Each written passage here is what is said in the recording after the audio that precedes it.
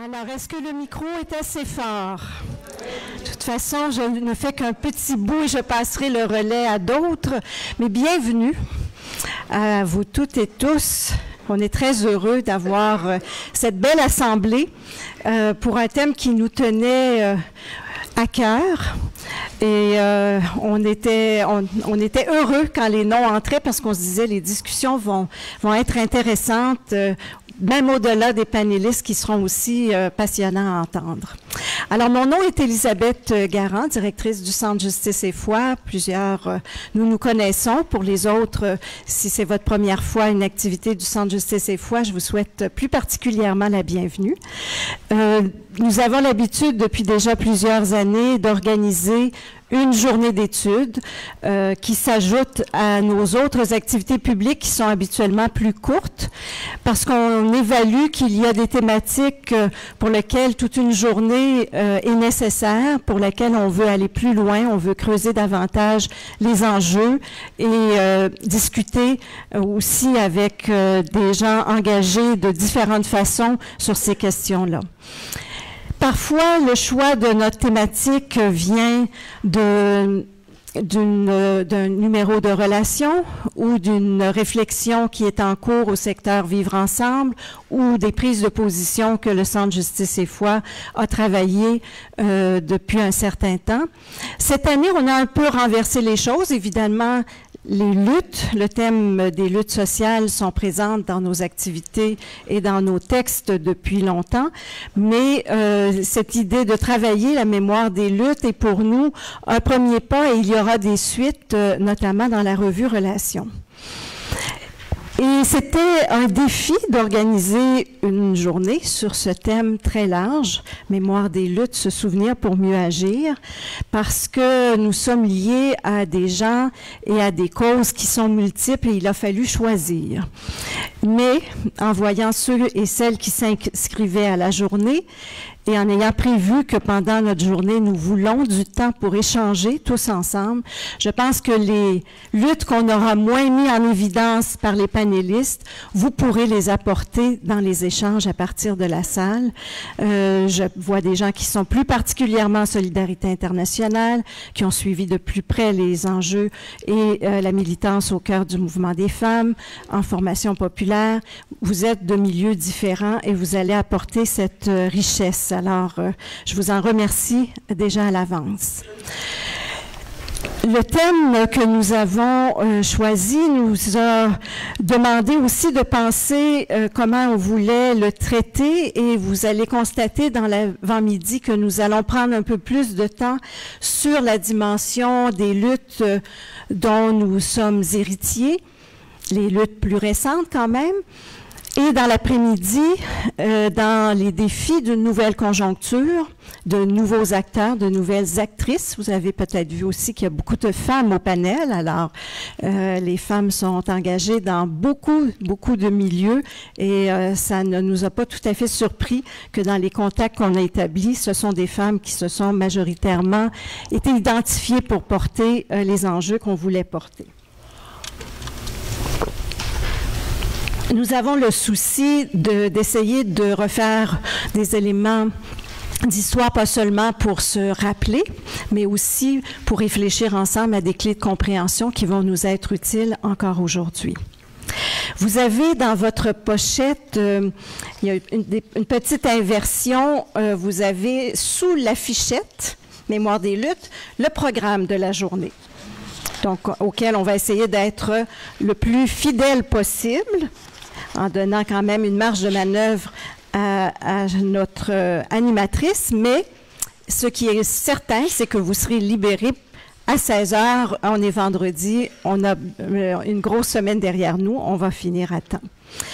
Je vous mentionne aussi qu'il y a dans la pochette plusieurs informations, une feuille d'évaluation vous le rappellera, qu'on trouve important que vous puissiez remplir. Il y a aussi des textes qu'on a sélectionnés dans la revue Relations, des textes antérieurs que nous vous suggérons de lire, peut-être après coup, si vous avez le goût de prolonger la discussion. Il y a une bibliographie aussi qui vous indique plusieurs éléments de lecture que vous pourrez poursuivre pour approfondir cette thématique. Juste une petite mention, quelqu'un me faisait remarquer que pour le texte de Diane Lamoureux, qui est le premier texte, la page du verso de la première feuille n'aurait pas dû être là, ça aurait dû être une page recto-verso. Alors, ne cherchez pas la suite de votre texte derrière, mais plutôt sur la feuille suivante. Donc, nous nous sommes permis cette fois-ci de demander à une animatrice d'animer la journée, de nous accompagner dans cette démarche. L'équipe voulait être disponible pour les échanges et pour les interactions. Alors, j'ai le plaisir de vous présenter Francine Pelletier. Madame Pelletier a accepté de nous animer toute la journée, d'être la gardienne du temps et la gardienne des orientations de la journée.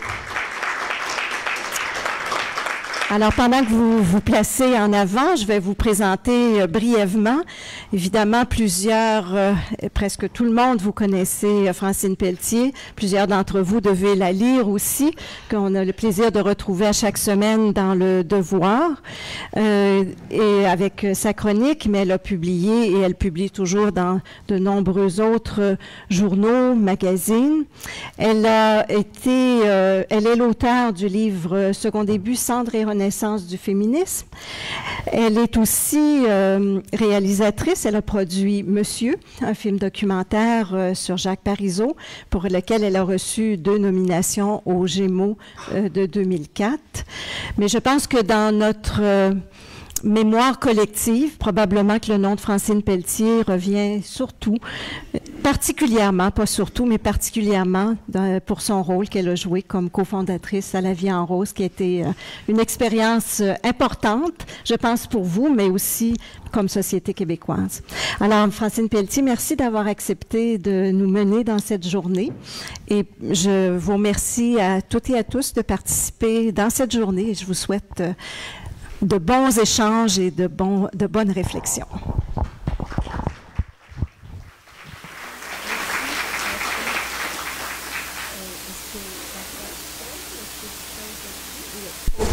Ça fonctionne. Bon. Alors, désolée du retard, c'est pas dans mes habitudes. Moi, je suis une Capricorne, je suis jamais en retard. Mais ce matin, je suis en retard. Je suis ravie de l'invitation. Comme plusieurs d'entre vous, évidemment, j'ai une longue feuille de route dans diverses luttes, notamment celle des femmes. Et donc, ça me fait plaisir d'être ici pour tenter de nous aider à remémorer ce que nous avons fait de bien pour essayer de voir qu'est-ce qu'on peut faire encore, n'est-ce pas? Je pense que je ne suis pas la seule de penser que dans ces temps difficiles où ça fait des années que le néolibéralisme sévit, que les luttes sociales et les mouvements sociaux sont, sinon choses du passé, des choses dont on entend assez souvent parler et avec lesquels on compose pas assez souvent. Donc, la journée, comme Elisabeth vient vous le dire, est vouée à regarder en arrière, d'abord avec Diane Lamoureux qui va nous rappeler l'importance des luttes sociales au Québec. Et ensuite, nous avons 2 panels très importants, triés au volet sur des questions spécifiques. Ce matin, la lutte contre la pauvreté ainsi que la lutte contre le racisme, et cet après-midi sur un peu les nouvelles luttes qui s'engagent tant du côté autochtone, du côté de la pauvreté et des Ligues des droits et libertés. Donc, j'ai le plaisir d'animer tout ça. Il va y avoir des débats et bien sûr, qu'on espère animer. Je déteste en passant être la gardienne du temps, alors s'il vous plaît, soyez disciplinez-vous. Et alors, sans plus tarder, j'invite Diane à s'asseoir à mes côtés pendant que je vous la présente, bien qu'elle doit être assez connue parmi vous. Bonjour Diane. Bonjour.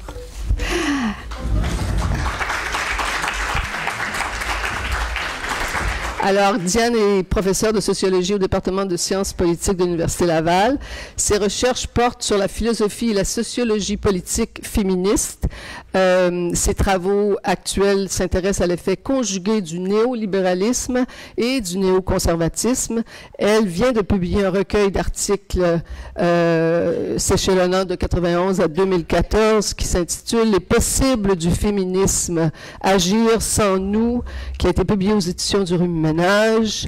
Elle a aussi fait paraître Le trésor perdu de la politique, ainsi que Pensée rebelle autour de Rosa Luxembourg, Hannah Arendt et Françoise Collet. Elle a co-dirigé avec Francis Dupuy-Derry l'ouvrage Les antiféminismes et évidemment elle a écrit souvent pour la revue Relations. C'est une militante de longue date que j'ai souvent vue sur le pavé à mes côtés, sur de nombreuses questions, évidemment les femmes, les enjeux d'émancipation et de démocratie. Alors, sans plus tarder, Diane, la parole est à toi.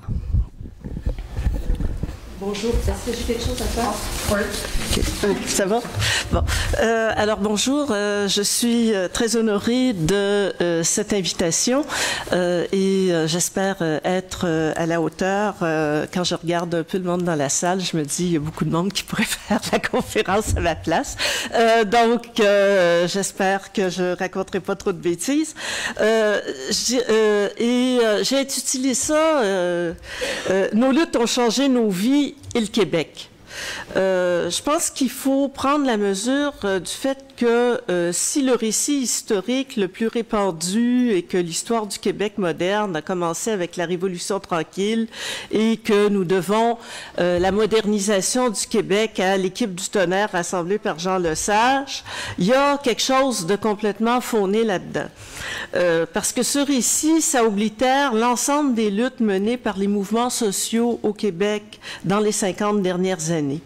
Et ne serait-ce que pour éviter ça, cette espèce d'oblitération de toute la quantité d'huile de bras qu'il y a derrière la modernisation du Québec et de l'huile de bras qui vient pas tellement des ministères, mais beaucoup plus des mobilisations sociales, c'est important de concevoir, de conserver en mémoire les luttes qu'on a dû mener.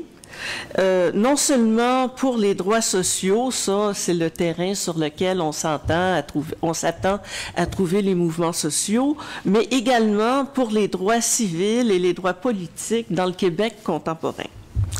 Et c'est pas une question nouvelle. Il y a un peu pour me préparer, je relisais l'introduction que Véronique O'Leary et Louise Toupin ont faite dans le recueil des textes du Front de libération des femmes et du Centre des femmes qu'elles ont publié aux éditions du Remue-Ménage en 82 et 83. Et déjà, on n'était pas quand même si avancé que ça dans l'histoire du mouvement féministe, mais déjà, elles sentaient le besoin de figer un peu sur le papier une partie de la mémoire des luttes parce qu'elles avaient déjà l'impression de se faire déposséder d'une partie de leur histoire. Donc, je ne saurais trop encourager les personnes qui sont dans les milieux militants à faire elles-mêmes leur propre histoire. C'est évident qu'il y a aussi un rôle des historiens et des historiennes professionnels là-dedans, mais l'histoire militante peut plus facilement s'écrire si elle vient des militantes et des militants plutôt que des professionnels de l'histoire qui peuvent avoir beaucoup de sympathie par rapport aux enjeux qui sont soulevés par les groupes militants, mais qui perdent dans les sources qui sont utilisées, que ce soit des sources d'histoire orale ou des sources d'archives, qui perdent un peu ce qui fait la texture des luttes sociales, ce qui ressort jamais d'une boîte d'archives, et puis la mémoire des trous, ce qui est normal. Ça veut pas dire qu'on est tout atteint d'Alzheimer, quelqu'un, mais donc penser à son histoire, évidemment, non pas pour se complaire dans une espèce de nostalgie du bon vieux temps, mais pour servir de tremplin pour les luttes que nous avons encore à mener. Cette mémoire-là doit également permettre, et je pense que c'est intéressant de ce point de vue-là, le panel de cet après-midi, aux nouvelles générations, la transmission aux nouvelles générations militantes dans une atmosphère d'égalité et de réciprocité. Je pense qu'on a à s'attendre à ce que les jeunes s'intéressent à ce qui a été fait avant eux autres, l'histoire ne commençant pas avec la naissance biographique de chacune et chacun d'entre nous, mais nous précédant d'une certaine façon. On arrive toujours dans un contexte militant avec une certaine histoire et dans une certaine historicité, mais en même temps, donc d'être de la part des jeunes d'être ouverts et ouvertes à ce qui s'est fait auparavant, mais aussi d'avoir la liberté suffisante pour ne pas être emprisonné par ce passé-là et se sentir obligé, par fidélité, de faire du pareil au même. Et c'est dans ce sens-là que la transmission, c'est jamais quelque chose qui se fait à sens unique. Et ça implique aussi, pour les personnes plus anciennes dans les luttes, une volonté de transmettre ce qui a fait le sel de ces luttes-là, mais aussi d'avoir une ouverture à des façons différentes de faire. Et c'est dans ce sens-là que je pense que la transmission, c'est jamais un geste à sens unique, c'est toujours de l'ordre de l'égalité et de la réciprocité, sans nier les différences générationnelles. Bon, c'est aussi quelque chose qui peut se faire par d'autres canaux que les canaux militants. Actuellement, je participe à un projet de recherche qui s'appelle Interreconnaissance, dans lequel est d'ailleurs impliqué le secteur Vivre Ensemble du Centre Justice et Foi qui organise la journée d'aujourd'hui. C'est un projet de recherche qui a entrepris de récolter les témoignages de près de 300 militantes et militants dans des secteurs aussi variés que le mouvement des femmes, le secteur LGBT, le handicap, la santé mentale et l'immigration refuge. Donc, je suppose que un certain nombre d'entre vous avaient été contactés par ce projet de recherche et qu'on vous a infligé notre questionnaire sur la mémoire des luttes. J'en connais certaines, en tout cas ici. C'est un projet aussi qui s'intéresse également aux traces artistiques des mouvements. Et dans cette perspective-là, je trouve ça intéressant que cette recherche prenne pas uniquement la forme classique d'une recherche universitaire, c'est-à-dire que on fait un livre et un colloque, ce qui est en général la façon dont débouchent les projets de recherche universitaires. Même des fois, ça se contente d'être un rapport qui est tabletté comme beaucoup de rapports dans un fonds de recherche, mais ça va prendre aussi, bon, il va avoir un colloque, il va avoir un ouvrage synthèse, mais il va avoir aussi une exposition qui va être présentée dans plusieurs villes du Québec à partir du début 2018. Parce que on a aussi pris la peine de récolter des artefacts, que ce soit des bannières, que ce soit des macarons, des œuvres d'art, des slogans, des chansons, en tout cas, il y a toutes sortes d'affaires et donc ça se prête à un traitement qui n'est pas juste le traitement usuel. Et c'est vrai que quand on regarde ça, ça nous rappelle des souvenirs.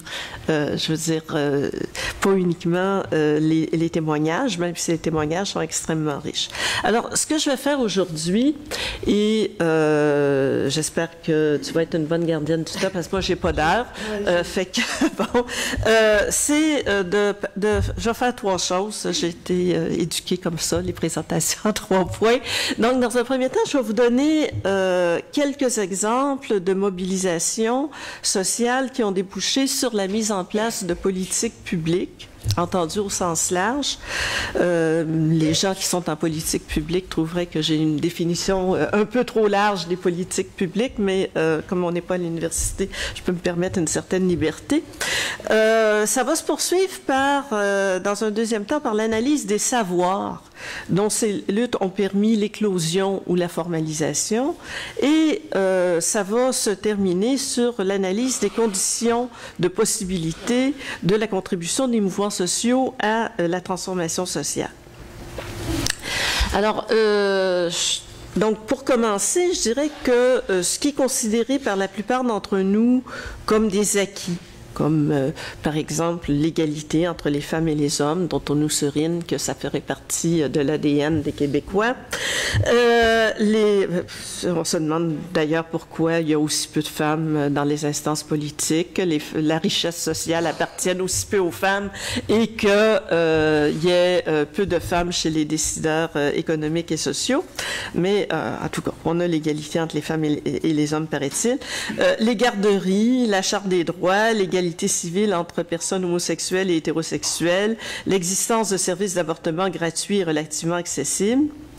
Et donc, ce que je veux montrer, c'est que tout ça, c'est pas surgi comme ça dans la tête de politiciens ou de politiciennes bienveillants, mais ça a d'abord pris naissance, on pourrait dire, dans la rue, mais aussi dans des assemblées de cuisine, dans des sous-sols d'églises, dans des petites salles obscures qui n'étaient pas des salles de cinéma, et que ça a pris quand même beaucoup de médiation avant que ces idées-là passent de la rue au stade de politique publique ou au stade de valeurs largement partagées au sein de la société.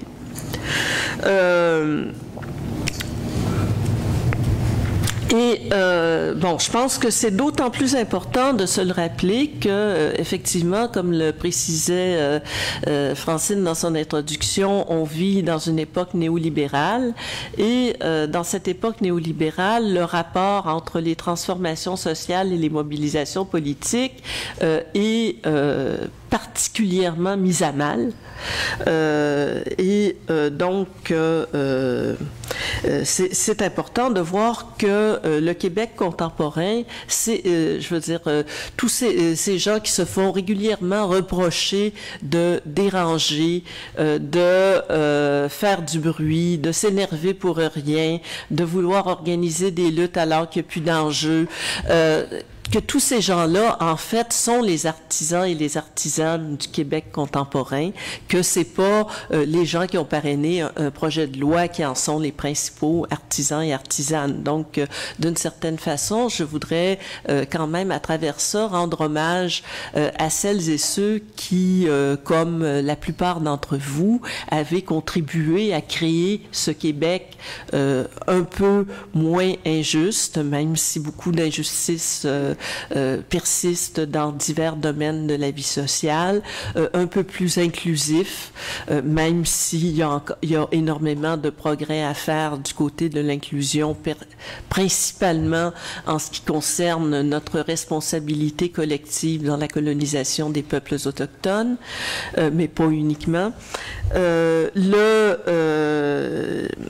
Je dirais un peu plus égalitaire dans le sens où chaque personne qui compose la population québécoise a voix au chapitre dans les discussions sur son avenir. Ça veut pas dire qu'il n'y a plus rien à faire, mais je pense que c'est important de comprendre le passé comme un tremplin et une source d'énergie où puiser pour renouveler d'une certaine façon nos énergies militantes et voir où c'est qu'on peut aller. Alors, faut-il le rappeler, l'équipe du Tonnerre de la Révolution tranquille, c'était un boys club entièrement. Hein. La première femme élue au Québec, c'est en 61 dans une élection partielle, c'est Claire Kirkland-Casgrain, qui est morte l'été dernier, puis on a eu un peu le rappel de ça. C'est évident qu'on a souvent tendance à faire remonter le long chemin des femmes pour l'égalité des droits au Bill 16, qui a été marrainé par cette Claire Kirkland-Casgrain. Et sans lui contester la maternité du projet de loi, c'est quand même important de constater qu'il n'est pas surgi spontanément du chapeau qu'elle devait porter d'ailleurs à l'Assemblée nationale. Hein, c'est comme à l'Église, des chapeaux puis des petits gants. Ça nous a été aussi rappelé cet été. Oui, on a fait du chemin quand même. On peut sortir sans chapeau maintenant à l'Assemblée nationale. Quand on est une femme, il n'y a aucun homme qui portait le chapeau à l'époque. Donc, sans lui contester la maternité du projet de loi, force est de constater que celui-ci n'est pas sorti de son chapeau. Il est le produit des luttes féministes depuis le début du 20e siècle, médiées par des groupes des années 50, comme l'Association des femmes diplômées des universités, dont faisait partie Claire Kirkland-Casgrain, repris ensuite par la FFQ, qui est née après le Bill 16, réitéré dans les mémoires présentés à la commission Byrd sur le statut de la femme au Canada et donnant lieu à plusieurs projets de loi partiels et débouchant sur une réforme en profondeur du Code civil. Documenter l'existence d'inégalités entre les hommes et les femmes, comme ont permis de le faire la commission Byrd ou le rapport pour les Québécoises égalité et indépendance, n'a pas suffi. Il a fallu les luttes acharnées de milliers de femmes dans divers milieux. On a juste à penser toute l'énergie qu'a mis la FEAS pour la reconnaissance du statut des femmes collaboratrices de leur mari dans l'entreprise familiale, que ce soit les petits commerces ou les fermes. On n'a qu'à penser au nombre de fois qu'il a fait, puis encore aujourd'hui, on a encore énormément de problèmes de violence à l'encontre des femmes qui ne sont pas pris au sérieux. Ça, c'est un droit civil de base, là. C'est même pas un droit social, le droit à la sécurité. C'est dans les premières affaires et on n'en est toujours pas rendu là. Il a donc fallu les luttes acharnées de milliers de femmes dans divers milieux, sur divers terrains, pas juste dans la rue, mais aussi dans les lobbies, dans les mémoires qui ont été produits, etc., pour que ces inégalités soient au moins prises en compte, à défaut d'être complètement résorbées. Sans oublier que les mouvements de libération des femmes ont montré que la liberté était au moins aussi nécessaire que l'égalité pour l'émancipation des femmes. Bref, si l'égalité entre les femmes et les hommes est supposément devenue une valeur fondamentale de la société québécoise, c'est d'abord et avant tout du fait des mobilisations féministes. Je m'excuse, j'ai un petit rhume, fait que je vais devoir faire des petites pauses Kleenex si je veux pas avoir l'air d'un printemps qui n'arrive pas. Donc, le Québec s'enorgueillit d'avoir une politique de la petite enfance dont le fleuron est les CPE, pas mal malmenée de nos jours. Si cette politique est adoptée en 97, c'est parce que des femmes du FLF ont mis sur pied la première garderie populaire en profitant du programme Perspective Jeunesse. C'est ensuite parce que des membres de SOS Garderie ont mis en place des garderies populaires, souvent dans des locaux qui seraient considérés comme tout à fait inappropriés de nos jours, comme des sous-sols d'église. Des garderies qui étaient gérées par le personnel et les parents.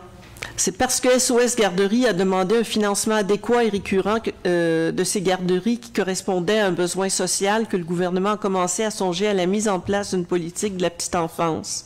Les CPE, durement mis à mal aujourd'hui par un gouvernement néolibéral qui favorise les garderies privées à but lucratif, s'inspirent largement de ce modèle parce qui prévoit encore une place pour les parents et les travailleuses dans les CA. La Charte des droits du Québec, la Charte des droits et libertés, a été rendue possible non seulement par le travail de la Ligue des droits qui s'appelait de l'homme à l'époque, qui maintenant s'appelle de façon moins sexiste la Ligue des droits et libertés, mais également par l'action de divers mouvements sociaux qui ont lutté pour obtenir des droits et qui ont demandé à ce que ces droits soient solennellement reconnus par le gouvernement, surtout après l'utilisation de la loi des mesures de guerre au Québec à la fin des années 70, où on a suspendu défendu toutes les libertés civiles, politiques et les garanties juridiques d'immunité. Ce sont les mouvements sociaux qui ont aussi fait pression pour que cette charte ne se limite pas aux droits civils et politiques, mais inclut également les droits économiques, sociaux et culturels. L'égalité des droits civils entre personnes homosexuelles et hétérosexuelles doit aussi à l'action des groupes gays militants depuis les années 1970 pour lutter contre les abus policiers par rapport à la fréquentation de certains lieux publics comme les parcs, les bars, pour dénoncer la discrimination, pour faire inclure l'orientation sexuelle comme motif illicite de discrimination dans la charte, pour mener la recherche et traiter convenablement les personnes atteintes du VIH-Sida, pour faire reconnaître les conjoints et conjointes de même sexe et l'homoparentalité. Nous ne serions pas la région d'Amérique du Nord la mieux lotie en termes de services d'avortement si les militantes du McGill Women's Lib et du FLF n'avaient pas mis en place un service de référence pour avortement dès le début des années 1970, si des militantes féministes ne s'étaient pas battues pour la décriminalisation et l'accessibilité de l'avortement, si des centres de santé de femmes et certains CLSC n'avaient pas entrepris de pratiquer des avortements à la limite de la légalité, si les femmes n'étaient pas sorties massivement dans la rue pour réclamer haut et fort cette liberté fondamentale.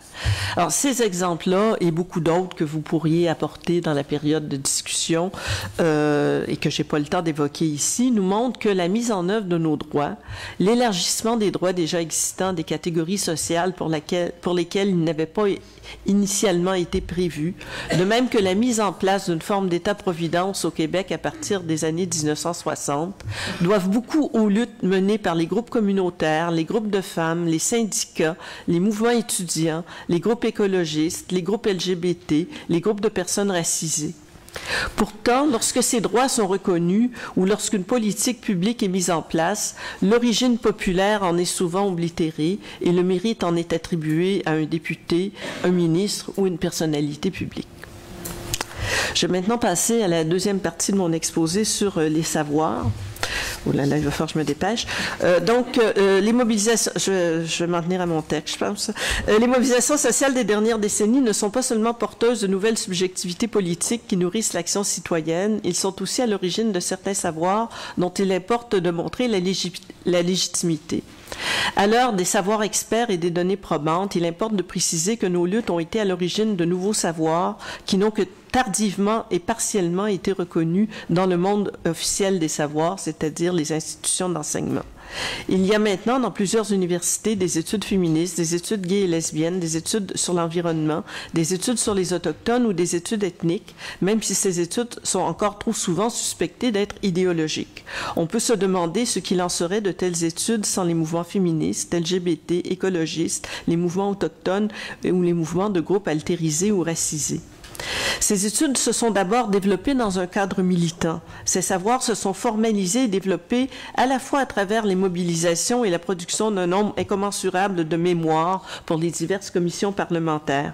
Ils sont aussi issus des pratiques de plusieurs groupes qui ont dû commencer par bricoler des outils pour dire des réalités qu'ils n'arrivaient pas à exprimer dans les termes et dans les cadres du savoir dominant, attesté par l'institution universitaire. Même s'ils s'élaboraient en dehors de l'institution universitaire, ces savoirs militants n'en constituaient pas moins de véritables savoirs. Les personnes impliquées dans les luttes avaient besoin de comprendre ce à quoi elles s'affrontaient, devaient décortiquer la réalité des rapports sociaux pour convaincre, mobiliser, formuler des objectifs et mettre en place des alternatives. C'est probablement dans le mouvement des femmes que la réflexion sur le rapport théorie-pratique a été la plus réfléchie, même si ce qui s'est passé dans le mouvement a une portée beaucoup plus large et on pourrait faire l'analyse, mais là, je vraiment pas le temps, pour divers mouvements. Dans l'ensemble, on peut dire que l'injustice est identifiée face à une situation précise, que ce soit l'enfermement psychiatrique, l'absence de services dans les quartiers défavorisés, le mépris, etc. Et confrontés à l'existence de cette injustice, les militants et militantes entreprennent d'en décortiquer les tenants et aboutissants, de démêler les chevaux enchevêtrés des misères sociales, d'identifier des pistes de solutions, de développer la mobilisation. Tout cela est producteur du savoir et notre compréhension du social s'en trouve enrichie. Que ce savoir soit ensuite repris dans des secteurs marginalisés de l'institution universitaire, c'est ce que l'expérience nous a montré. Le problème n'est pas dans la reprise, ce qui permet une meilleure formalisation et parfois une extension, mais dans le gommage des sources militantes, gommage de plus en plus complet s'il arrive que ce savoir quitte les marges de l'institution pour se rapprocher du centre. On peut en avoir un exemple dans la façon dont ont été traitées la question du harcèlement et des autres violences sexuelles à l'université récemment. Interpellée par l'actualité, la ministre a fait comme si les recherches et l'intervention féministe depuis des années sur le sujet n'avaient rien produit en termes de savoir, écartant même une enquête tout à fait formelle d'universitaires, l'enquête SIMU, dont les résultats commençaient à être diffusés, et a entrepris de consulter comme si elle était la première à se préoccuper de cet enjeu-là. Préserver la mémoire des luttes, c'est donc également insister sur la pertinence et l'importance du savoir que nous avons produit au cours de nos diverses mobilisations. Ce savoir comprend non seulement une compréhension des enjeux sociaux que nous avons soulevés au cours de nos implications militantes, mais aussi un savoir sur les mobilisations collectives, sur le rapport entre les mobilisations et les institutions, sur les solidarités que nous sommes parvenus à construire. Je vais maintenant passer à ma dernière partie, donc je ne devrais pas trop dépasser mon temps. De l'action militante aux transformations sociales. Bon, c'est un truisme, évidemment, de dire que nous luttons pour changer notre monde et nos vies. Le premier bénéfice de l'action militante, c'est probablement le militantisme lui-même. L'injustice, quelle qu'elle soit, s'accompagne usuellement de mépris pour ceux et celles qui en sont l'objet. Militer, c'est d'abord changer ce rapport au monde, refuser l'image dévaluée de nous-mêmes que nous renvoie la société. Rappelez-vous le livre de Marie Letellier au début des années 70, « On n'est pas des trous de cul ». Transformer notre rapport au monde en cessant d'être des objets manipulables du politique pour en devenir les sujets, les acteurs de notre propre existence et imposer notre voix à égalité dans le débat public. Par le militantisme, nous acquérons du respect, nous forgeons des liens de solidarité, nous développons des capacités d'analyse et d'argumentation. Mais nous voulons également contribuer à façonner le monde dans lequel nous vivons pour le rendre moins injuste. Et donc, je vais conclure ma présentation en faisant état de 3 façons de décrire notre contribution au changement social, le triangle de velours, la structure des opportunités politiques et la mise en place d'alternatives. La notion de triangle de velours a été mise en place par Alison Woodward pour décrire l'impact du mouvement des femmes sur les politiques européennes d'égalité entre les sexes. C'est une description qu'on peut assez facilement appliquer à plusieurs mouvements sociaux au Québec dans la période 65-95. Ce faisant, il voulait montrer qu'il y avait différents réseaux de politiques publiques en dehors de ce qui est classiquement étudié en sciences politiques, à savoir le rôle des partis dans l'agrégation des intérêts et des lobbies dans l'influence sur les décideurs politiques. La notion de triangle de velours permet de comprendre comment des enjeux de statut qui ne sont pas d'emblée prioritaires à l'agenda politique peuvent s'y faufiler, grâce souvent à un réseau informel de savoir partagé, de contacts personnels, c'est le côté velours du triangle en question.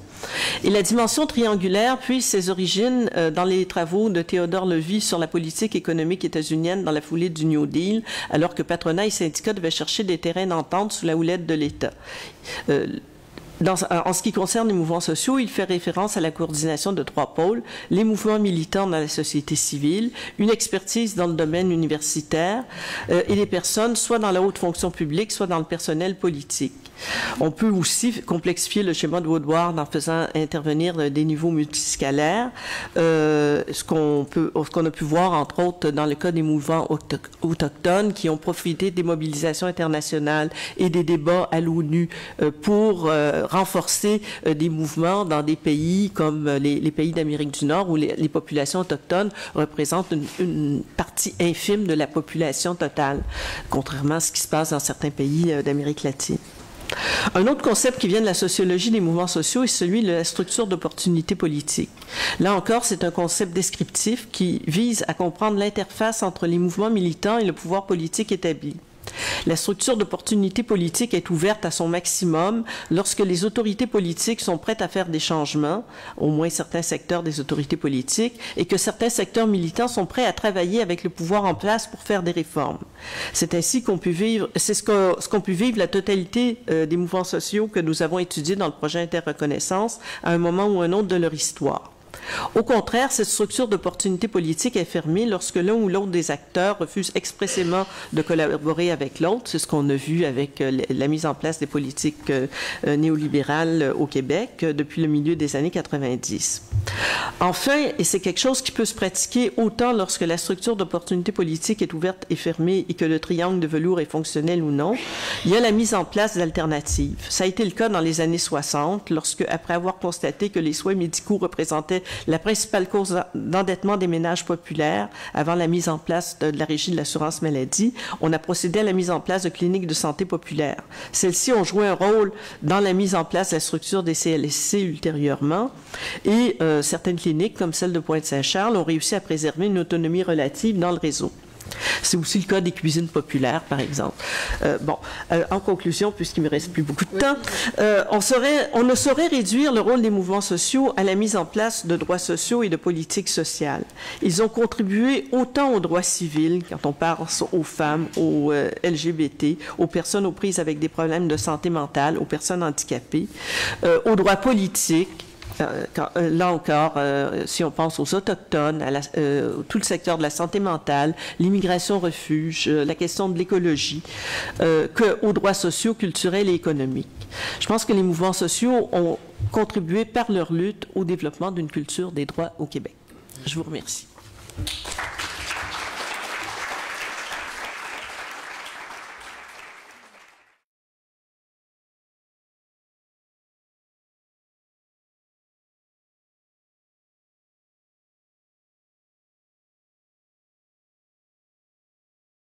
Je vous rappelle que les grandes orientations de cette journée sont triples. Et d'ailleurs, Diane en a touché bien des aspects, c'est-à-dire identifier ce qu'on retient de certaines luttes, comprendre ce qui a changé, ce qui est souvent le plus difficile, et voir comment toutes ces luttes peuvent possiblement se croiser, avoir des convergences possibles. Alors, je vous présente maintenant nos deux panélistes de ce matin. Voyons sur ma feuille. Monsieur Jean-Claude Icard, sociologue, qui a œuvré longtemps dans l'action communautaire, la formation des adultes, la coopération internationale et la recherche universitaire. Ses principales publications portent sur les questions d'immigration et de refuge, les relations interculturelles, le racisme et les droits de la personne. Depuis 2010, M. Icard travaille comme consultant et se consacre aussi à l'écriture. Son engagement citoyen pour la justice sociale est très bien connu, que ce soit en matière de lutte contre l'exclusion, de reconnaissance de la part des personnes racisées au Québec ou la difficile conjoncture en Haïti. Il a évidemment aussi beaucoup contribué au magazine Relations, notamment un long combat contre les préjugés que vous pouvez voir dans le numéro de novembre 2001. Et Mme Nicole Jeté, qui compte plusieurs années d'intervention dans le domaine de l'action sociale au Québec, de 1997 à 2009. Elle a été intervenante au Front commun des personnes assistées sociales du Québec en tant que coordinatrice de l'éducation citoyenne et déléguée de l'organisme à l'intérieur du mouvement des femmes. Elle est aussi membre active du groupe de recherche et de formation sur la pauvreté au Québec. Et depuis 2010, elle poursuit son engagement citoyen au sein de ces deux mouvements. Ces deux slogans sont « Aider à tout bien, quel qu'il soit » et sans l'indignation, on s'habitue à faire le bien plutôt que la justice sociale », que j'espère que vous allez nous expliquer.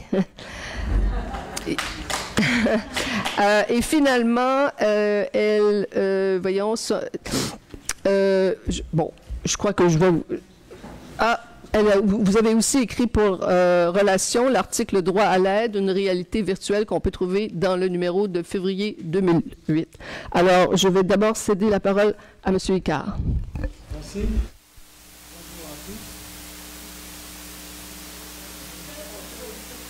Pardon. Bon, ça va mieux? Merci.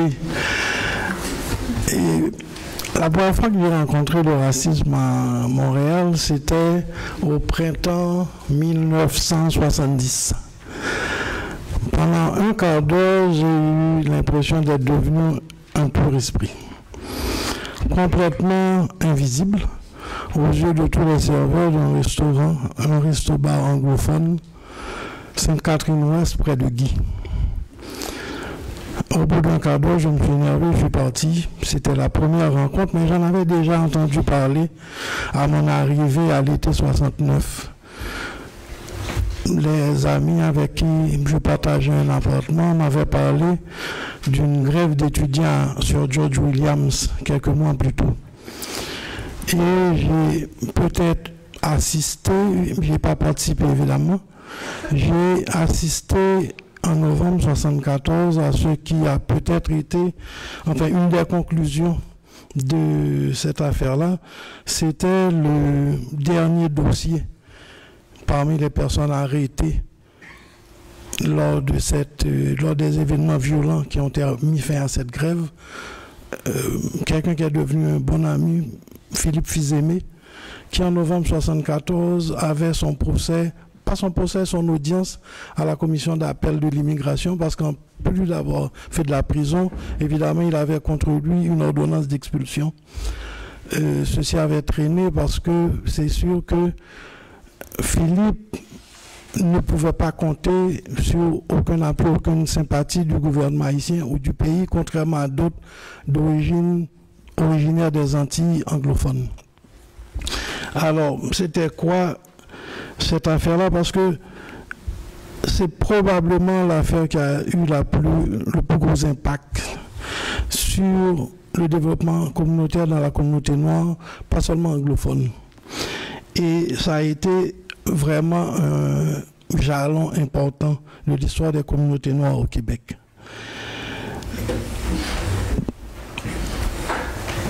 J'ai parlé de Philippe, mais les deux personnes les plus gravement frappées, c'était Rosie Douglas, qui a été condamné à 2 ans de prison. Il a passé 18 mois, ensuite est retourné dans son pays natal où il est devenu Premier ministre. Et c'est en tant que Premier ministre qu'il a pu revenir à Montréal autour des années 2000. La seconde, Anne Coules, a passé quelques mois en prison. Ensuite, en 1974, elle a déménagé pour Toronto et en 1984, est devenue la première sénatrice noire du Canada. Ces personnes n'étaient pas des étudiants de Sir George Williams. Pour montrer comment cette grève a largement dépassé l'enceinte de l'université. Et ça a été une mobilisation de toute la communauté noire. Rapidement, au printemps 68, 6 étudiants antillais de Sir George accusent un professeur de biologie de discrimination raciale dans ses évaluations. Un comité est formé et un comité de l'université rejette la plainte en janvier 69. Et alors, les plaignants ainsi qu'environ 200 manifestants décident d'organiser un sit-in dans le centre informatique au 9e étage du pavillon Henry F. Hall. Le 10 février, il y a un accord qui est négocié. Les étudiants vont quitter les lieux, mais il y aura formation de nouveaux comités responsables. À peu près une centaine de participants au sit-in quittent, mais à la dernière heure, le deal tombe à l'eau et les protestataires se barricadent. L'université fait appel à l'escouade anti-émeute qui, le lendemain, c'est-à-dire le 11 février, va forcer les portes. Il y a un incendie qui se déclare. Il y a une foule immense dans la rue, beaucoup criant « Let the Negroes burn », etc. Environ 97 personnes sont arrêtées. Probablement une majorité de Québécois francophones. N'oublions pas que l'année précédente, il y avait un congrès d'écrivains noirs à McGill. Et c'était l'époque où toute une partie de la jeunesse était fortement influencée par un livre de Vallière et Gagnon, Nègre blanc d'Amérique. Vallière et Gagnon avaient même fait le voyage à Harlem pour rencontrer Malcolm X et nouer des liens de solidarité avec la lutte des Noirs anglophones. Si j'ai le temps, j'y reviendrai, mais bon, ça n'a pas très bien marché, en ce sens que les Noirs trouvaient que c'était un peu de l'appropriation, mais même le terme nègre, les Noirs américains s'en distançaient à ce moment-là et refusaient d'être appelés nègres. Donc ça a créé, il y avait des solidarités à établir, oui, mais il y a eu quand même des difficultés de communication importantes. Et ça aussi, parfois, c'est quelque chose, enfin, si on a l'occasion, on reviendra. Mais il y a eu toutes sortes de suites à cette affaire sur George Williams. Il y a eu un nouvel ensemble de règlements et de droits. Les étudiants ont été intégrés au processus décisionnel de l'université. On a créé un bureau, un poste d'ombudsman, le premier poste d'ombudsman dans une université québécoise. Aujourd'hui, toutes les universités en ont un. L'université avait une déficience dans sa manière même de traiter les plaintes des étudiants. Il y a donc eu des changements structurels importants à apporter à l'administration de l'université et suite à cette affaire-là. De notre côté aussi, l'activisme noir, à partir de ce moment, va quitter la sphère universitaire et se transposer dans les milieux communautaires.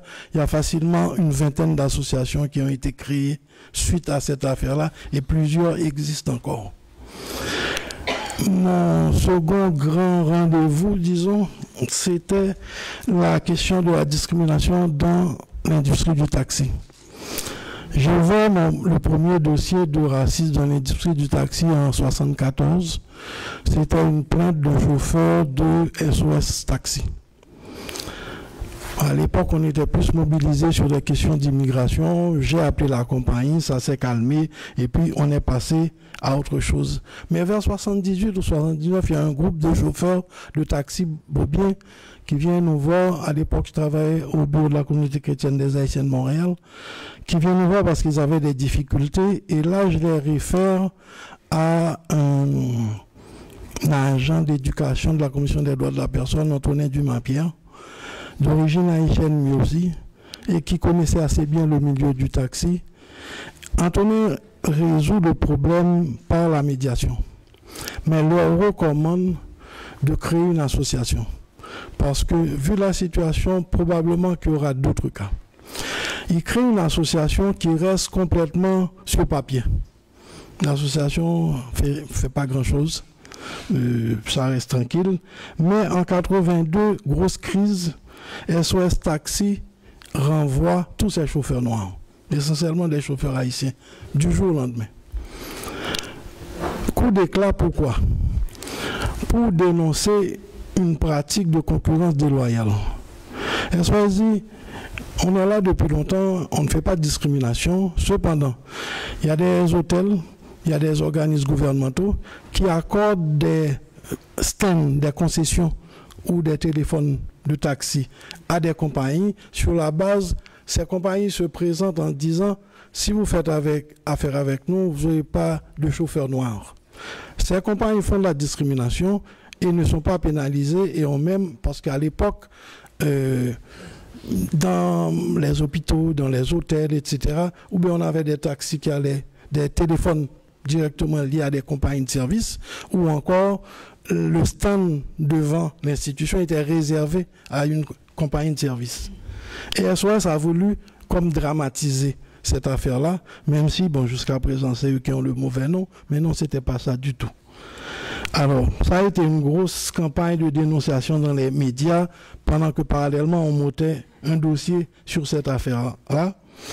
Mais peut-être une semaine ou deux plus tard, c'est un groupe de chauffeurs de Dorval, peut-être à cause de cette campagne d'information, qui sont venus nous voir pour nous dire qu'ils avaient des problèmes de harcèlement et de discrimination à Dorval. Très certainement parce qu'il y avait trop de chauffeurs à Dorval, c'est ce qu'il y a de plus juteux pour un taxi. C'est généralement les courses à l'aéroport, c'est ce qui était plus prisé, quoi. Alors, on s'est dit qu'on allait réunir tout ce beau monde-là. Il y a une association qui existe, déjà enregistrée et tout, même si c'est latent. Il y a les chauffeurs de SOS, il y a les chauffeurs de Dorval. Donc on va réunir tous les chauffeurs, leur demander de se joindre à cette association et de faire fonctionner cette structure, ce qui a été fait. Malheureusement, quelques jours plus tard, il y a une autre association qui s'est créée, le collectif des chauffeurs noirs du centre-ville, qui eux pensaient qu'ils n'étaient pas assez représentés sur le CA, mais ça c'est de la petite histoire. Cependant, c'est suite à cette rencontre-là, on a réuni tout ce beau monde-là, qu'il y avait un observateur, Antonin Dumas-Pierre. Et c'est le premier qui a parlé d'enquête publique, de nécessité d'une enquête publique. L'agent d'éducation de la Commission des droits de la personne. Ça a pris quasiment 2 ans pour mettre sur pied cette enquête. La commission commençait à peine, il fallait trouver des ressources et tout ça. Mais il y a eu cette enquête. La communauté a présenté 2 mémoires, un du bureau de la communauté chrétienne, un de l'association haïtienne des travailleurs du taxi. On a travaillé pendant l'intervalle de concert avec la Ligue des droits de l'homme à l'époque, qui étaient nos voisins en fait, pour préparer les dossiers, préparer les témoignages, etc. Donc on a eu quand même des audiences publiques, je dirais, assez solides, où beaucoup de pratiques discriminatoires, beaucoup de pratiques systémiques ont été mises en lumière. Il y a eu bien sûr des mesures qui ont été prises, poursuite contre les compagnies. Si on regarde ces résultats-là, on va dire que c'est relativement maigre comme bilan. La commission avait promu une campagne d'éducation, d'information qui n'a jamais eu lieu, etc. Par contre, beaucoup de problèmes structurels ont été soulevés et je pense que cette enquête a forcé le règlement de beaucoup de ces problèmes qui ont été mis en lumière lors des audiences. En fait, depuis 30 ans, il y avait un problème de déséquilibre entre l'offre et la demande dans le taxi à Montréal. En 69, l'année de mon arrivée, il y avait eu quelques mois après sur George Williams, devant les locaux de la compagnie Murray Hill Chopil, un groupe de chauffeurs qui avait mis le feu à des limousines, qui à l'époque avait le monopole du transport de Dorval. C'était un mouvement de libération du taxi, l'ancêtre peut-être du FLQ. À la suite de ces événements, le Premier ministre avait nommé Alfred Bossé, député de Dorion, pour étudier les problèmes de l'industrie du taxi à Montréal. Donc ça, c'était bien avant que les Haïtiens arrivent. On parle de 69. D'accord ? Un exemple. On a appris lors de cette enquête-là que des permis temporaires délivrés pour l'Expo 67 étaient encore en circulation en 84. Pour vous donner un exemple là, du désordre dans l'industrie du taxi, et je pourrais vous en sortir d'autres. Alors, il y a eu plusieurs réformes qui avaient été proposées. La plus importante, c'était la question de rachat de permis pour diminuer le nombre de permis. À l'époque, c'était à peu près 5500 permis. C'était trop pour la population. Donc, concurrence est très forte. Ce premier plan a avorté à la fin de l'année 84. Dès mai 85, un second plan fut approuvé. 1000 permis furent rachetés, payés par les chauffeurs. À l'époque, ils ont été payés à un très bon prix, 14 000 $. Résultat de ceci, il y a 4 ans avant l'affaire Uber, disons, un permis de taxi à Montréal se négociait à plus que 200 000 $. C'était facilement 225 000 $ parce que le nombre de permis est resté stable à 4 500 environ depuis 1985. Il y a eu l'année d'après la création du bureau du taxi pour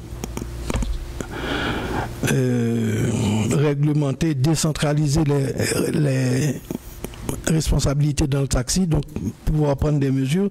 Et finalement, Aéroport de Montréal organisa un système de tirage au sort entre les chauffeurs qui permet d'avoir à peu près 350 permis de taxi. 350 taxis ont le droit d'aller prendre des passagers à l'aéroport et environ 75 limousines. Et ça aussi, ça a permis d'assainir la situation Bon, ça c'est jusqu'à l'arrivée de Hubert, là. Je ne sais pas ce qui va arriver maintenant, mais c'est une autre grosse bataille, là. Alors, le troisième dossier dont je voulais parler rapidement, ça va pour le temps? Oui, ben, vous avez à peu près 5 minutes, là, selon mes calculs. Ok, c'est bon. Alors, le dernier dossier dont je voulais vous parler, troisième, enfin, j'ai pris 3 parce qu'il fallait se limiter, c'est l'affaire Anthony Griffin. Anthony Griffin. Anthony Griffin, c'est le 11 novembre 1987. Pas trop près. Un jeune homme de race noire est abattu par un policier de Montréal, Alan Gossett, dans ce qui était à l'époque le poste 15 dans Notre-Dame-de-Grâce. Il était dans la cour du poste de police, non armé, une balle dans la tête en plein fond.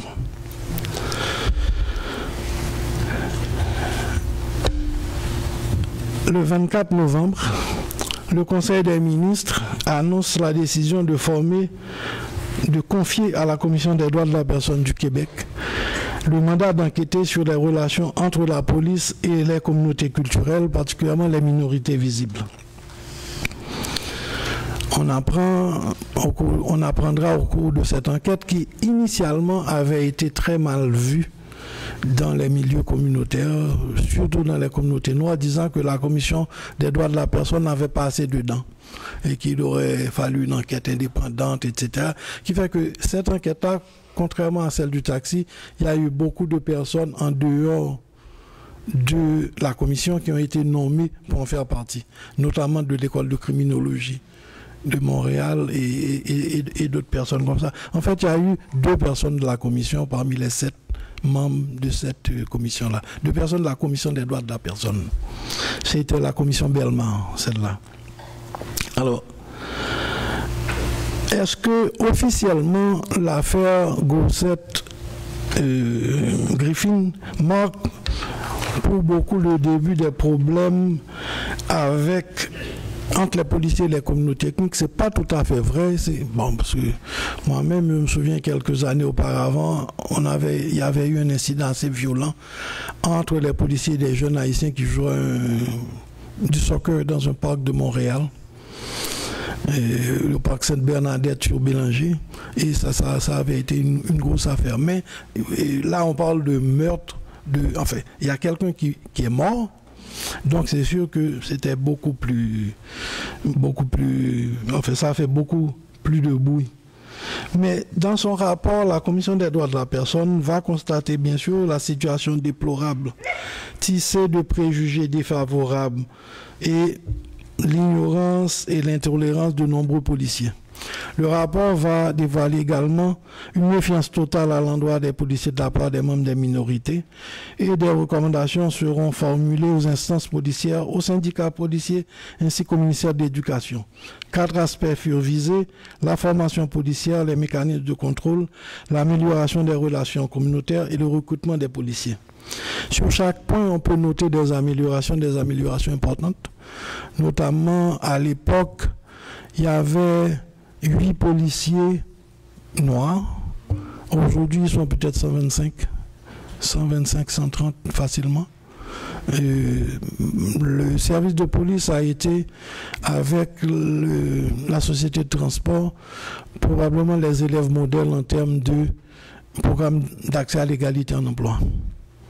Ils ont quasiment, presque toujours atteint leur objectif. Au niveau de la formation, bon, moi je pense que ça laisse à désirer pour toutes sortes de raisons. Mais qu'est-ce qui est important, qu'est-ce qu'on doit retenir de ça? À ce moment-là, il y a un chef de police qui, à mon avis, a été un vrai visionnaire dans la police à Montréal, Roland Bourget. Et Bourget a développé, c'est le premier que j'ai entendu dire, police communautaire. Ça prend un virage dans la police. Ça a pris peut-être 12 ans pour atteindre ses objectifs. Il a commencé par mettre sur pied un programme de relations avec la communauté. Il y a eu des tables de travail avec les communautés noires, espagnoles, chinoises, avec les femmes, etc., etc. Améliorer les relations. progressivement, on va s'en aller vers une nouvelle police. Bon, le signe le plus visible, c'est les mini-postes qui n'existaient pas avant, les mini-postes de quartier. Mais c'est aussi le développement de ce qu'on appelle les sociocoms, c'est-à-dire une approche préventive au niveau de la police. Il y a eu quand même des changements importants. Je pense qu'au niveau de la formation, il y a encore beaucoup à faire pour toutes sortes de raisons. Pour moi, ça devrait être un cours obligatoire au cégep en technique policière. Ça devrait être un cours obligatoire à Nicolette. Ce n'est pas pendant que le policier est en fonction qu'on ne doit pas faire 2 jours de formation sur l'interculturel avec lui. Ça ne suffit pas. Il faut que ça se fasse avant et que ça se fasse de façon continue en emploi, parce qu'à chaque année, il y a des nouvelles recours qui arrivent. On ne peut pas dire on l'a fait il y a 3 ans, il y a 4 ans, il y a 5 ans. Bon, enfin, ça c'est un autre dossier là. Mais ce que je voulais en fait mettre en lumière par ces exemples-là, c'est que les communautés noires ont contribué à des changements sociaux importants dans la société. Et les bénéfices de leur lutte n'ont pas profité seulement aux communautés noires, mais à l'ensemble de la société. Sir George Williams, les changements au niveau de l'administration. L'industrie du taxi, des changements structurels qui ont bénéficié à l'ensemble des chauffeurs et à la population aussi en termes de qualité de service. L'affaire Gossette, le virage vers la police communautaire. Le racisme, dans ces cas-là, a souvent joué le rôle de caisse de résonance, facteur exacerbant des tensions qui traversent et affectent l'ensemble de la société. Ça nous montre aussi combien une approche systémique s'est révélée dans tous ces cas-là beaucoup plus efficace qu'une approche de cas par cas. Souvent, le cas par cas, c'est l'indice, quand ça se multiplie, c'est l'indice de problèmes structurels. Mais c'est structurel qu'il faut agir si on veut un changement durable. Et si on parle de structurel, on parle de dimension aveugle, de règles en apparence neutres, mais qui ont pour effet d'exclure. Et ce n'est pas seulement les minorités que ces règles excluent, c'est aussi bien du monde de la majorité.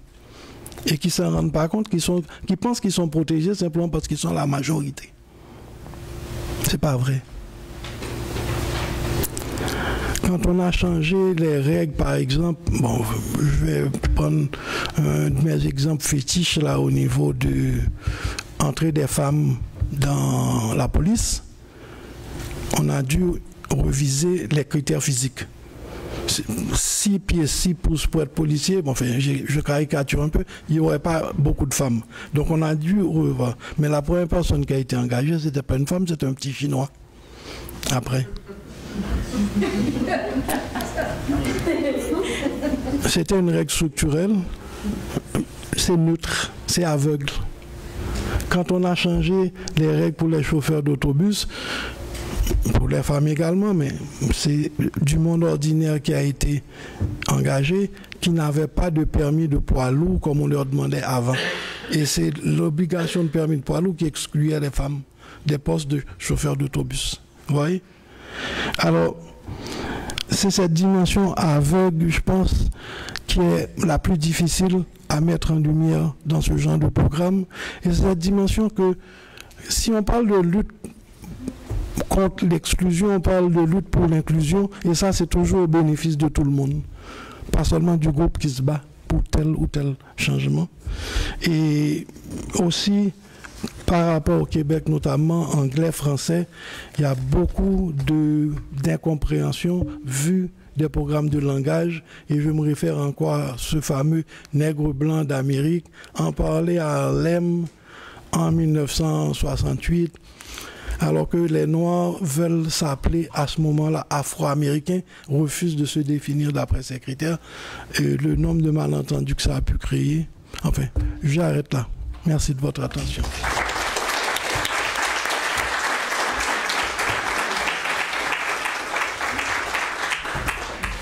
Madame Jeté. Pardon. Vous allez aller... Ah, d'accord.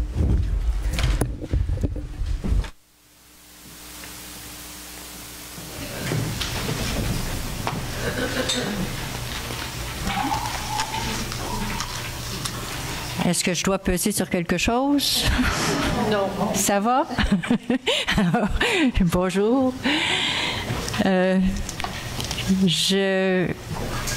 Merci. Vous voyez le service. Depuis que je suis arrivée, là, si je peux vous présenter quelque chose ce matin, c'est grâce à l'équipe du Centre Justice et Foi, parce que je vous présente un PowerPoint. C'est la première fois de ma vie. Vous êtes un milieu laboratoire pour moi d'apprentissage. Alors, je vous en remercie énormément.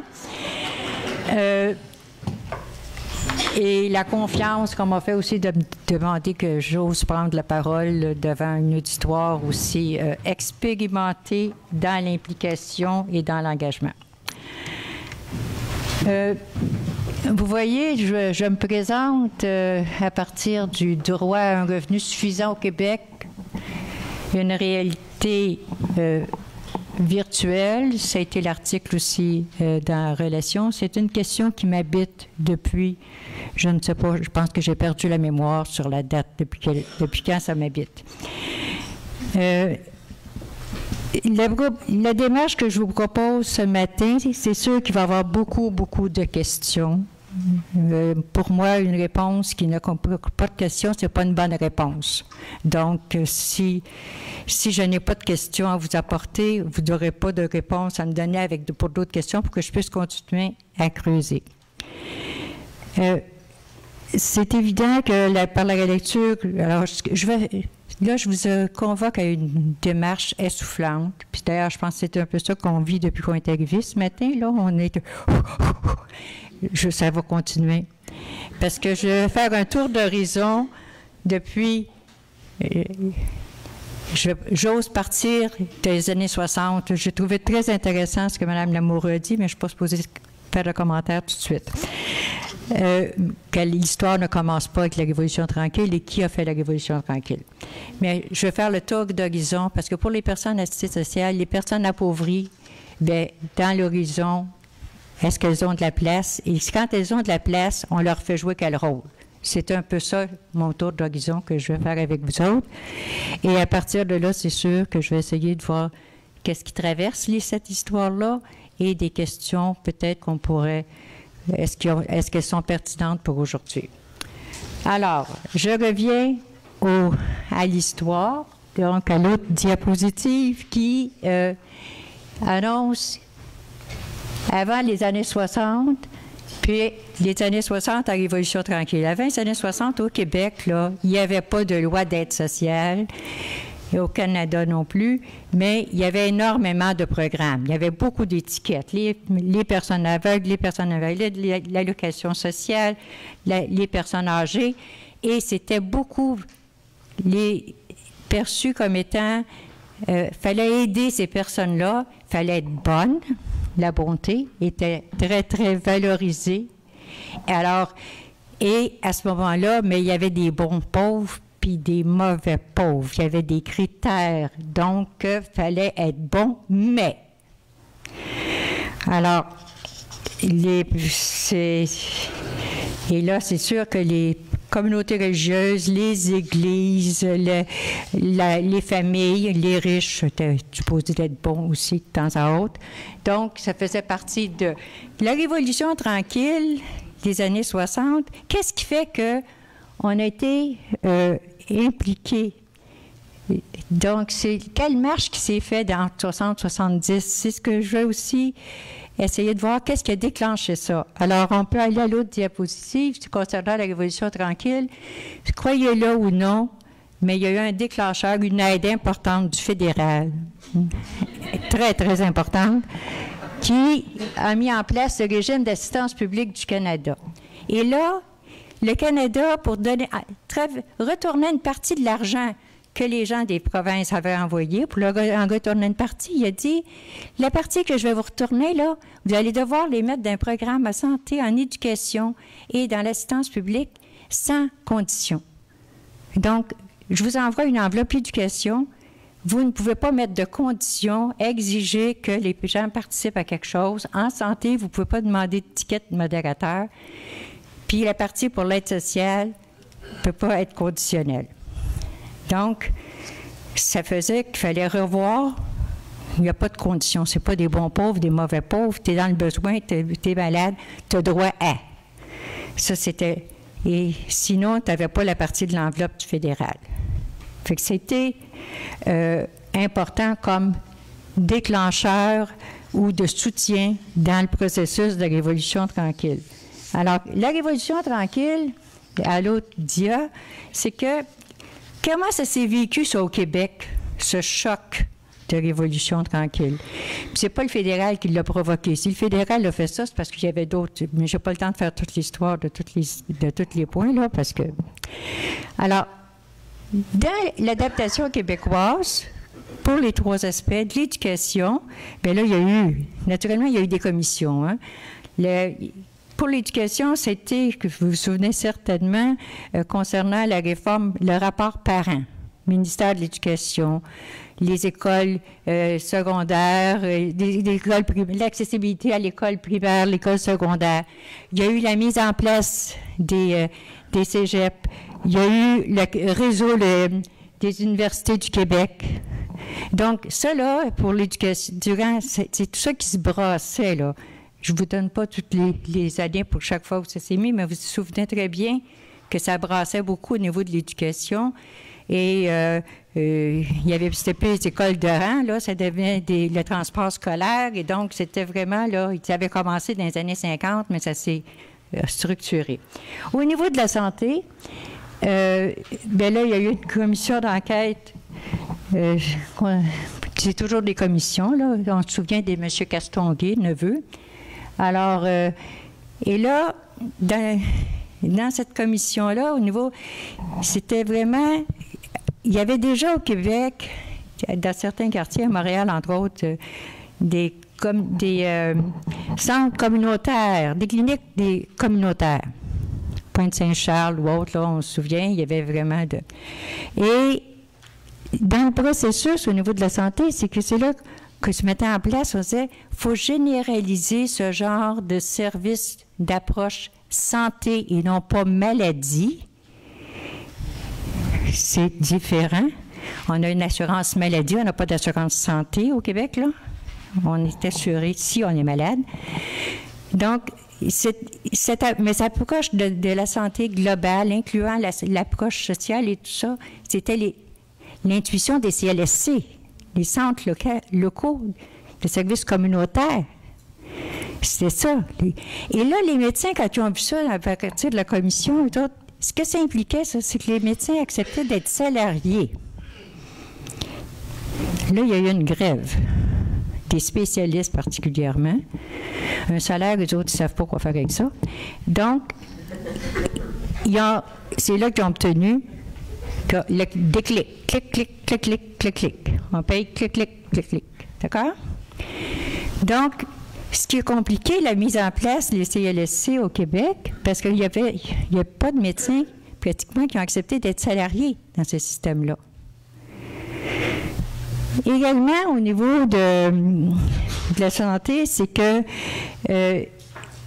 l'assurance maladie a été mise en 71 et déjà, avec cette réorganisation au niveau du Québec, les employés du secteur public, c'était aussi renforcé, la fonction publique et donc les syndicats puis tout ça. Donc, en 72, il y a eu c'est une conséquence de ce qu'on appelle la révolution tranquille. Ça se coupe pas au couteau, ça, hein, des révolutions. Là, c'était la grève des salariés de la fonction publique et il y a eu l'emprisonnement de 3 chefs syndicaux avec 1 an comme sentence. Les médecins n'ont pas eu de sentence, eux autres, mais eux autres en ont eu 1 an de sentence. Donc, ça, c'est au niveau de la santé. Au niveau des assistances publiques, bien là, il y a eu le rapport Boucher. Dans puis je nomme pas tout le monde là, qui était là-dedans, mais là, il y a eu un changement. Je vous ai dit que pour aider le monde, il fallait que ce soit des bons pauvres, des mauvais pauvres. Là, il y a eu un changement radical de mentalité au plan idéologique. C'est que la dignité humaine et la satisfaction des besoins, c'est inséparable. Inséparable.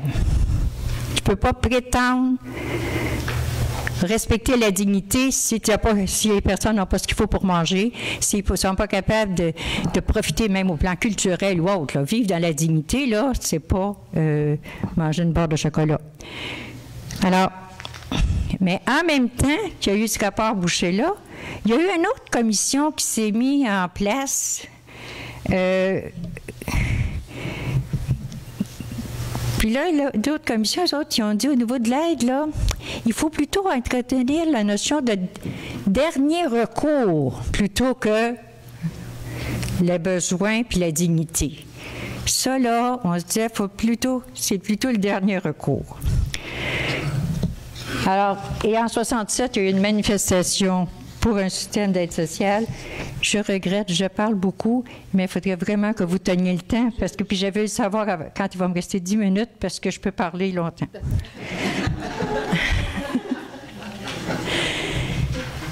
Vous pourriez me demander si je m'écoute, mais en tout cas. Donc, au niveau de l'aide sociale, c'est clair que il y a eu la reconnaissance, la responsabilité de l'État. Donc, c'est la loi qu'on a eue en 69, la loi d'aide sociale, a été vraiment... on peut passer à l'autre diapositive. Il y a eu une loi, la trajectoire de l'aide sociale ici, c'est que, dans le fond, on se rend compte que il y a un parcours, il va regarder, c'est Véronique Martineau, une femme qui est très, très engagée socialement, qui a aussi travaillé au Front commun, qu'on a eu la chance de voir au Front commun. Et vous allez voir que dans les manifestations, vous vous rendez compte que les personnages sont soit sur un pied ou... C'est comme à la course. Mais c'est un peu ça quand on est dans la pauvreté. Hein? Fait que là, quel que soit... Même ça, on a eu des lois. Le seul endroit où c'est plus stable, c'est la loi de 69, le deuxième. Ça, vous voyez que c'est comme s'il y avait plus de solidité. Mais les autres... Bon. Alors, passons à l'autre diapositive. En 69, on a la loi d'aide sociale. Et là... c'est M. Bernard Normand qui précise que, c'est sûr que dans le gouvernement, quand je parlais des deux commissions tantôt, là, il y avait des tensions, hein? Les besoins, la dignité, puis le dernier recours. Ce qui a gagné, c'est la dignité et les besoins. Donc, la loi 69 reconnaissait ça, sauf les moins de 30 ans. Les petits jeunes, là, eux autres... pas sûr qu'il faut les aider. Donc, c'était vraiment... Mais si ça a été possible, c'est à cause de mobilisation citoyenne. J'ai pas le temps de... Tu sais, depuis les années 60, là, ça a été très vivant. C'est pas juste ceux qui ont des titres, là, au gouvernement. C'est pour ça que les gens qui vivent sur le terrain. Alors, concernant la suite, quand la loi est là, c'est sûr que déjà, le mouvement de résistance qui n'a pas dominé, qui était le recours, ils ont quand même continué à travailler. Alors, il y a le labourage, que j'ai nommé le labourage du terrain. En 1974, là, c'est vraiment, on a mis des roches ou on a labouré, ça dépend du point de vue on se place. Donc, déjà, la prestation de l'aide sociale des jeunes de moins de 30 ans était très basse. On l'a plafonné à 50 du salaire minimum. On a, dans ces années-là, qu'il y a eu le changement à l'assurance chômage, des conditions pour avoir le droit à l'assurance chômage, augmenter le nombre de semaines de travail, augmenter, diminuer le nombre de semaines de prestations. Donc, on a durci aussi les conditions d'assurance chômage. Et là, on a dit, mais il faut que le monde veuille travailler, surtout les jeunes. On a gelé le salaire minimum. Et on a mis l'aide sociale des jeunes à 50 du salaire minimum. C'est une bonne façon de motiver le monde à aller travailler. Hein? Tu n'as pas ce qu'il faut pour manger, mais va travailler. Et en 1975, là, on a refait la loi, on a fait la loi du salaire minimum et on a dit que c'était pour permettre à tous les travailleurs de participer au progrès économique. La question, c'est qui détermine les critères? Donc, c'était pas donner des conditions de travail, des conditions de salaire décentes, là. C'était participer au progrès économique, tu travailles quelles que soient tes conditions. C'est comme ça que tu participes. Ensuite de ça, il y a eu 3 autres programmes d'aide à l'emploi. L'emploi temporaire 20 semaines, des jeunes volontaires, monte, t'es motivé, tu fais du bénévolat, et pour les familles qui n'avaient pas les revenus pour faire vivre leur famille, on a donné un supplément. Mais là, tout ça, il y a des critères d'éligibilité, il y a des enquêtes. Es-tu éligible? Es-tu assez pauvre? Es-tu assez malade? Es-tu assez... C'est tout ça, là. Et en 80, bien là, clairement, avec l'aide sociale, il y avait une formule qu'il fallait remplir. Et pour les moins de 30 ans et pour les personnes entre 30 et 35 ans, il fallait absolument qu'elles signent la formule, qu'elles étaient prêtes, qu'elles étaient disponibles à ce que le gouvernement leur offrirait pour aller sur le marché du travail ou faire de l'emploi ou pour aller amuser du monde. Alors, 10 minutes, oh là là. Bon, l'autre dia. Alors là, vous avez le désengagement de l'État. Je ne prendrai pas le temps de tous les lire, mais c'est le Parti libéral qui est arrivé aussi en 86 en plus, là. Mais là, c'est vraiment l'organisation. Vous vous souvenez de la coupure 20 82 du secteur des fonctions publiques et les préjugés qu'il y avait et la Noël, les gens qui étaient salariés du secteur public n'osaient pas aller aux fêtes de famille parce qu'il y avait trop de tensions.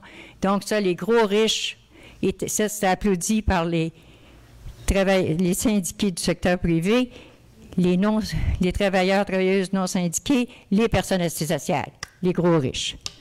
84, c'est les personnes assistées sociales qui sont visées. Là, ils ne sont pas motivés. Et là, c'est les syndiqués et tous les travailleurs qui applaudissent. Donc, il y a vraiment... mais c'est tout ça pour permettre aussi à l'État de préparer une nouvelle réforme. L'autre dia. Une réforme qui s'est appelée la loi 37 en 89. Et là, c'est clair que je n'ai pas le temps de vous expliquer tout ça, mais c'était surtout, on a parlé des aptes, hein, mais ce qu'on ne disait pas, le gouvernement, quand il employait le mot apte, c'était action positive pour le travail et l'emploi. Ça ne veut pas dire que tu es capable de travailler selon les critères des employeurs. Tu es capable d'action positive pour le travail et l'emploi. C'est ça que ça voulait dire apte. Donc, le ballotement, et là, tu avais en plus les aptes, on les mettait dans 4 cases, mais que je ne vous expliquerai pas. Là, si vous avez des questions, je serai très heureuse de répondre. L'autre dia. Alors, c'est clair que à partir il y a eu, en 95, je vous avais dit tantôt que le fédéral avait été un déclencheur dans la Révolution tranquille. Il va être aussi un supporter du désengagement de l'État et de la démission de l'État, parce que le régime d'action publique a été annulé. Et d'ailleurs, à la réforme de 89, le gouvernement du Québec trouvait ça bien dommage qu'il soit obligé de garder 50 de l'aide sociale sans condition. Donc, là, en enlevant ça, il n'y avait plus de conditions. On pouvait mettre toutes les conditions. Le fédéral transférait de l'argent sans condition, mais il a coupé de moitié ses transferts. C'est pour ça qu'il a enlevé les conditions. Donc, c'est ce qui a permis au Québec de faire une réforme qui a... Passons à l'autre diapositive, parce que je sens que je vais bousculer. Donc, ça s'est appelé la loi sur le soutien du revenu favorisant l'emploi et la solidarité sociale. Où là-dedans y a-t-il le droit à vivre dans la dignité? Donc, c'est clair que là, la réforme de 98, le droit à un revenu pour vivre dans la dignité, sans condition, était complètement effacé. On va continuer. Et là, vous avez le Victorien Pilote qui s'est impliqué dans la réforme et qui a fait une peinture qui a été remise au moment de la commission parlementaire. Bien-être pour distraire l'industrie. Les jeunes font leur parcours obligatoire. Au même moment, les proprios courent saisir les bonnes affaires, pendant que les divers prestataires, ça devrait être entre guillemets, les divers prestataires de l'insécurité du revenu partagent un logement autour de la cible de la ministre. Donc, je souhaite fort qu'on arrête de parler des prestataires puis des bénéficiaires, mais qu'on parle des prescataires. La suite. Alors, si on fait une synthèse des 3 programmes d'aide sociale de l'histoire, 69, il y avait vraiment une discrimination pour les moins de 30 ans. 89 à 98, c'est là qu'on a eu les extras. Vous savez ce que ça veut dire? Expérience de travail. C'est extraordinaire, mais ça a permis d'avoir les ressources nécessaires pour le communautaire à l'intérieur même des CLSC. On a arrêté d'ouvrir des postes d'auxiliaire familial et c'était les personnes assistées sociales à 20 heures semaine qui étaient obligées d'aller faire du maintien à domicile. Pour 20 heures semaine, 4,3 dans un mois pour 100 $. Alors, et c'était des organisateurs communautaires du CLSC qui soutenaient les organismes qui s'occupaient de ces agences d'extra. Et on reconnaissait quand même qu'il y avait du monde qui avait droit de manger s'il était assez malade. Et selon un catalogue, il fallait qu'il soit dans la maladie du catalogue, ça, soutien financier, le gouvernement se reconnaissait comme le soutien financier. 98, la loi sur le soutien du revenu favorisant l'emploi et la solidarité sociale. Là, c'est plus la sécurité du revenu.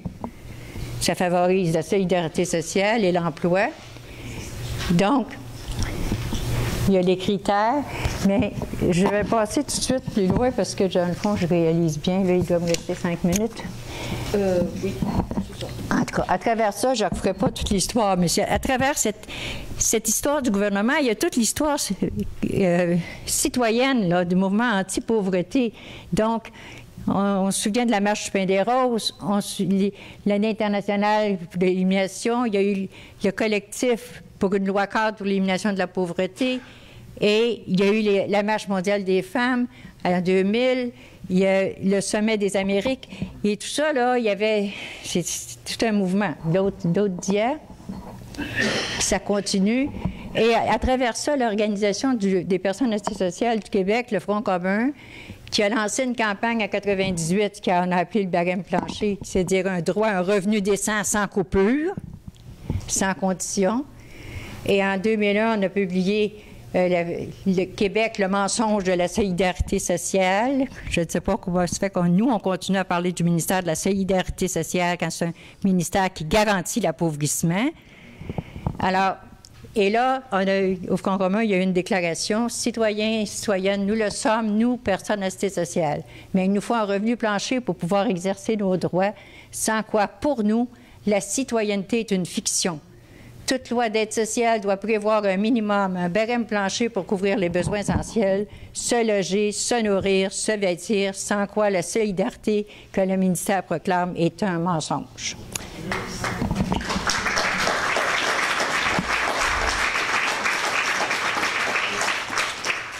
Sans indignation, on peut faire le bien et non la justice.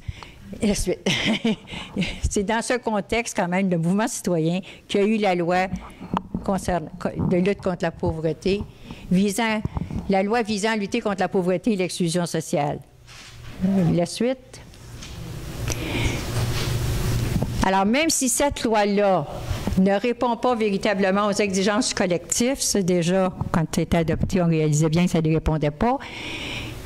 Mais la majorité des groupes qui étaient membres du collectif se sont dit c'est une avancée dans l'affirmation du droit à un revenu suffisant, et au moins dans le titre. Qu'en est-il du côté gouvernemental? En 2003, la loi 112 a été votée en 2002. En 2003, on a fait des coupures. En 2004 également, je n'ai pas le temps de tous les donner, mais c'est l'aide sociale. En 2005, il y a eu la loi sur l'aide aux personnes et aux familles. Il n'y a plus de loi d'aide sociale au Québec, soyons clairs. Il y a la loi sur l'aide aux personnes et aux familles, et l'aide sociale est un des programmes, et il y a 3 programmes, et tous les critères sont à la discrétion du ministre. Dans un programme, je peux désirer aller faire une formation en médecine à l'université, mais si je ne réponds pas aux critères, je n'ai pas de... Donc, puis les critères pour l'aide sociale et les différents programmes, l'autre diapositive, c'est que dans cette loi-là, vous voyez le programme, dans l'aide financière, vous avez aide sociale, ça c'est un chapitre, vous avez solidarité sociale, vous avez alternative jeunesse, et ensuite vous avez des programmes spécifiques. Mais quel que soit le programme, pas juste les spécifiques, tout est à la discrétion du ministre. Et j'ai fait la recherche dans la loi. À 71 reprises, c'est écrit « Le ministre peut ». Il ne doit pas, il peut, s'il le veut. La suite. Alors, dans cette trajectoire détendante, dans le fond, on se rend compte que, d'après moi, il y a des voies, parallèles et il y a des idéologies en opposition. Alors, on s'engage selon comment on se situe. On a des pratiques aussi selon. Mais il y a des pratiques et des engagements qui sont ancrés uniquement pour la survie. On est obligé, on n'a pas le choix si on veut survivre. Puis il y a d'autres choses. Alors, il y a de l'ambivalence au niveau de cette trajectoire-là. Il y a des questions qui se posent. L'autre dia. Alors, la survie versus les droits, quel défi? Pour survivre au plan individuel, d'un côté, il y a les moissons, il y a les conditions de travail inhumaines, il y a un partenaire violent avec lesquels je dois rester. Il y a la bonté, il y a la philanthropie communautarisée puis institutionnalisée. Puis si les ressources pour exercer les droits et responsabilités citoyennes ne sont pas garanties par l'État, comment ne pas être complice d'un système de violence? Parce que l'aide sociale prétend combler ces besoins-là, mais à condition d'avoir les banques alimentaires, à condition d'avoir de la bonté. L'autre dit, alors, les urgences pour un projet d'humanité, on ose le dialogue avec qui? Vous savez que l'Institut économique de Montréal est un organisme de charité. Alors, allez à l'autre diapositive. L'autre diapositive, en 2008, ils ont eu les 11 idées pour sauver le Québec. Dans les 11 idées, 40 heures permettent aux médecins du secteur public de travailler dans le privé. C'est en ligne droite, hein? Partager les économies réalisées par les appels d'offres. Arrêtez de prendre des employés salariés de l'État pour faire le travail. On va des appels d'offres, puis si on économise, là, on va partager ce qu'on va économiser. 1 semaine par mois de la contribution des assistés sociaux à leur communauté. C'est pour avoir le chèque. Il fallait 20 heures, une semaine de 20 heures au moins pour avoir le droit à l'aide sociale. Aussi le droit de scolarité. Un salaire selon le rendement et le mérite dans la fonction publique. On le sait, c'est l'évaluation, puis on n'est pas sûr que les employés, les salariés de l'État travaillent vraiment. Ils ont souvent à rien faire, ça a l'air. 67 ans, aussi l'âge normal de la retraite. ça se réalise, là. Là, il y a 2 fois parce que je me suis répétée, parce que l'autre, c'était pas 2 fois là aussi, c'était... il y a aussi des écoles de performance, là. Il fallait 1000 écoles de performance, puis abolir la taxe capital, puis l'exportation de l'eau, puis aussi la TVQ. Donc, leurs idéologues, leurs pions politiques, et nous, là-dedans, on fait quoi? On peut faire quoi? Je n'ai pas de réponse, mais je sens qu'il faudrait qu'on réfléchisse beaucoup pour essayer de trouver comment arriver. Je me souviens pas si j'ai une autre. Je pense pas que j'ai d'autres diapositives. Non, c'est avec mes remerciements. C'est parfait. Alors...